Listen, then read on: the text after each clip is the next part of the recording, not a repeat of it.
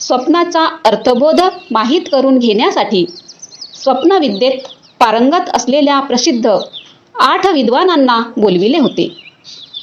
त्या विद्वानांनी स्वप्नाचा अर्थ सांगितला होता की ते राजा शुद्धोधनाला म्हणाले होते की हे राजा, चिंता करू नकोस.